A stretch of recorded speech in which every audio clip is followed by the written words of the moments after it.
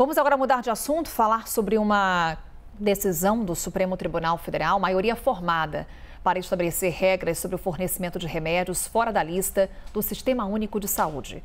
Sobre esse assunto, a gente conversa com Walter Sintra. Ele é professor do FGV Saúde. Professor, seja muito bem-vindo. Bom dia. Bom dia. Bem, professor, primeiro vamos aqui compreender qual foi o entendimento da maioria do Supremo Tribunal Federal e como que isso impacta a vida de milhares de pacientes que dependem do Sistema Único de Saúde.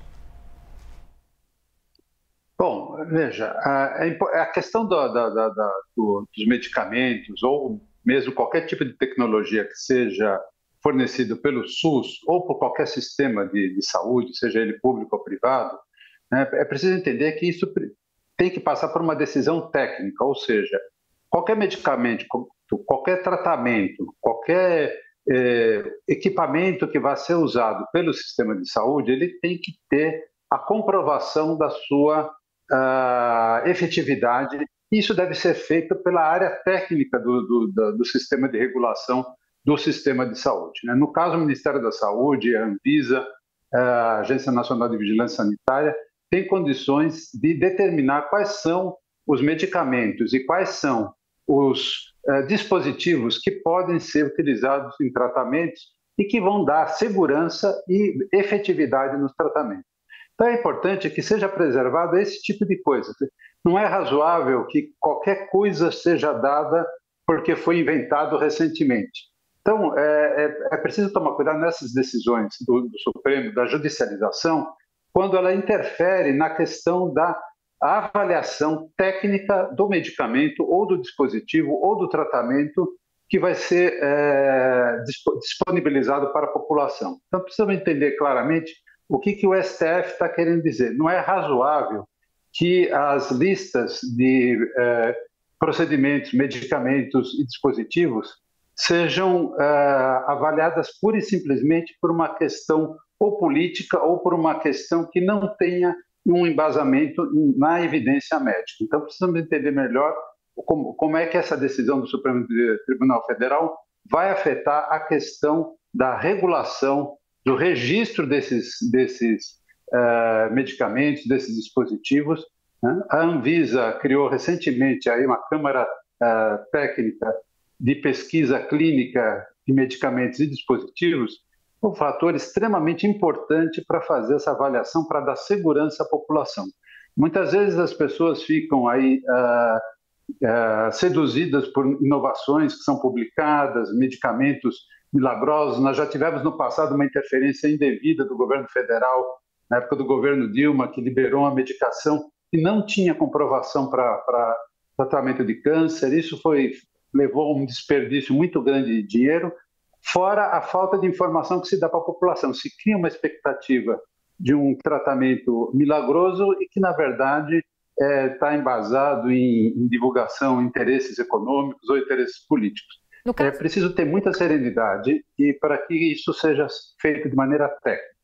No caso, professor, então, o que a gente acompanha no Supremo Tribunal Federal, essa maioria formada, é com relação a critérios mais rígidos para o fornecimento desse tipo de medicamento. O que a gente espera é que isso que aconteça, que os critérios sejam... Primeiro, haja transparência. Tudo na administração pública, a transparência na administração pública é fundamental, é um princípio básico da administração pública. Que haja clareza nos critérios, que esses critérios sejam técnicos e o Supremo Tribunal Federal tem que caminhar por esse critério, né? Muitas vezes as pessoas entram na justiça pedindo um medicamento que foi prescrito por um médico, enfim, e o juiz se vê ali naquela condição de ter que decidir se ele dá ou não dá o medicamento, porque muitas vezes chega numa situação dramática. Olha, se não der esse medicamento para o meu paciente, para o meu cliente, o paciente vai morrer.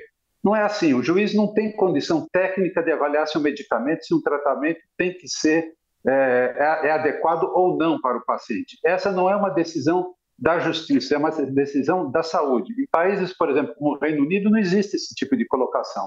Quem decide isso é o órgão técnico do Ministério da Saúde do país e diz se aquele tratamento pode ou não pode ser fornecido para o paciente, disponibilizado para os pacientes. E o outro critério, que é uma decisão aí é uma decisão da sociedade.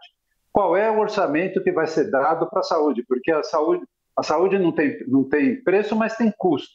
E tem que caber no orçamento do sistema de saúde. Então, aquilo que vai ser disponibilizado, o quanto vai ser dado para o sistema de saúde para comprar medicamentos, para construir hospitais, seja lá o que for, é uma decisão da sociedade. E aí é bom dizer, o nosso sistema único de saúde é um sistema subfinanciado. Nós gastamos de 1/3 a 1/4, por exemplo, quando a gente comparar por per capita, quando a gente compara com um sistema como o do Reino Unido. Então, esse é outro tipo de problema, mas, novamente, a gente tem o poder legislativo, que é o representante da sociedade, que, em última análise, é que define os orçamentos que vão ser utilizados pelo governo nas diversas áreas, e essa é a decisão da sociedade. Então, aquilo que vai ser fornecido para o paciente tem que ter, primeiro, o critério técnico, tem que ser efetivo, quem define isso são as pessoas que têm competência técnica para isso, e o critério político-econômico, quanto de dinheiro a sociedade brasileira está disposta a gastar com a saúde dos seus cidadãos. Professor, o nosso analista Pedro Duran também tem uma pergunta para o senhor. Por favor, Pedro. Obrigado, Carol. Bom dia, professor. Bom te reencontrar aqui nessa Bom dia, Pedro. Obrigado pela conversa.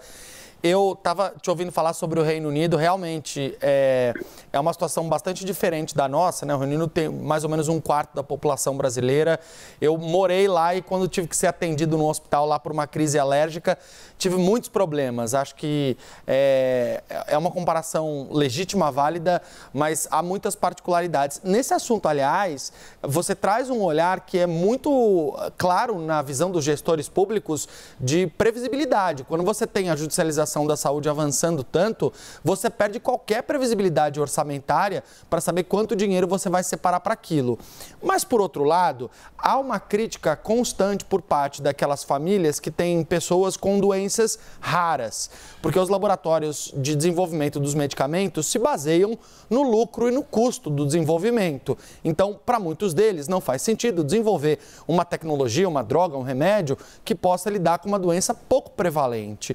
Como fazer essa equação, doutor? Como garantir que essa nova regra do STF ou essa nova régua do STF não vai deixar de fora, não vai excluir pessoas que têm síndromes raras, doenças raras, que são pouco estudadas pela medicina e pelos laboratórios? Veja, a questão não é só se a doença é rara ou não. Acho que não é esse o ponto. O ponto é o seguinte, aquela medicação vai ser efetiva para tratar essa doença? Esse que é o primeiro ponto fundamental. Porque muitas vezes a gente está falando de terapias experimentais que se demonstram, né? Até a gente ter certeza que um medicamento é efetivo, é eficaz e é efetivo, mas principalmente ser efetivo, é eficaz se ele, nas provas clínicas você consegue saber. Mas a efetividade depende não só da questão depende de várias questões ambientais, questões do próprio paciente, enfim, se aquele medicamento é viável do ponto de vista, até por aspectos culturais, muitas vezes, afeta a efetividade de um medicamento. Esse é o primeiro ponto, né? O segundo ponto é se ele cabe no orçamento, né? Eu gastar milhões no tratamento de uma pessoa significa, eventualmente, dependendo do meu orçamento, que eu vou deixar milhares de pessoas sem um tratamento efetivo porque eu gastei aquele recurso através de uma medida judicial. Essa é uma decisão difícil, por isso que essa é uma decisão da sociedade, não é uma decisão do juiz. A sociedade, através dos seus representantes no legislativo, normalmente, que essa é a representante, tem que decidir quanto vai se gastar para a saúde. O Reino Unido tem várias histórias de pacientes de tratamentos que simplesmente foram negados porque não cabia no orçamento. Novamente, é uma decisão difícil, mas é uma decisão da sociedade brasileira. Mas o ponto fundamental nessa questão das doenças raras e dos novos medicamentos é se de fato ele é efetivo. E na hora que o medicamento é lançado, se faz uma grande campanha publicitária e tudo mais, e a gente... Claro que se você tem um familiar, ou você está doente, ou você tem um familiar, tem um filho, não te interessa quanto custa o medicamento, você quer o tratamento para essa pessoa. É justo esse pensamento. Sim. Mas quando você pensa do ponto de vista da sociedade, você tem que olhar para todos os outros cidadãos. Quer dizer, vamos ter condição de dar esse recurso, mas eu volto a insistir um ponto. O Brasil tem um sistema único de saúde brasileiro, é um sistema subfinanciado. O SUS faz milagres com os recursos que recebe. Você pode comparar com qualquer país que tenha sistema universal, aí no primeiro mundo, e nós vamos perceber que o Brasil tem um sistema subfinanciado, né? Então, mais do que nunca, nós temos que ter muito critério ao incorporar uma nova tecnologia, seja um medicamento, seja um tratamento, no rol de procedimentos, seja do SUS, ou mesmo do sistema privado de saúde. Acho que tanto faz se o sistema é público ou se o sistema é privado. O orçamento ele tem um limite, né? A saúde é um direito universal, dever do Estado, mas dentro das condições econômicas e sociais. Lá está dito na Constituição, aliás, o artigo 196 diz isso. A saúde é um direito do cidadão e dever do Estado dentro das leis sociais e econômicas do país. Professor Walter Sintra, professor do FGV Saúde, mais uma vez, muito obrigada por essa participação aqui conosco no Novo Dia e até uma próxima. Até a próxima. Até mais. Obrigada, Pedro Duran também. Até já.